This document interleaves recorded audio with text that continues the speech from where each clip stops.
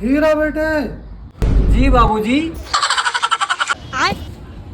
ये क्या था बाबूजी? मुझे पता था तुम कुपात्र हो, हमारा पैर नहीं छूओगे, इसलिए हमने पैर छुआने का नया तरीका खोजा है। हम क्या कर सकते हैं तुम्हारे लिए जो तुम ये लोनियाबाजी छोड़ दो। बाबूजी हमारी शादी करा दो। सोच तो हम भी यही रहे थे हीरा बेटे, लेकिन इस उम्र में फेरों में देखकर तुम्हें अच्छा। बाबूजी हमारी मतलब मेरी। तुमने तो हमारे खिलाफ जाकर भाग के शादी की थी। भागकर शादी की थी बाबूजी, लेकिन रास्ते में पुरानी वाली मिल गई। मैं उससे बातें करने लग गया और वो सीधी भाग के कलेक्टर लग गई। अब बताओ मैं क्या करूं? अब तुम्हारे पास एक ही रास्ता बचा है, वो बिजली का तार देख रहे हो? जी बाबूजी।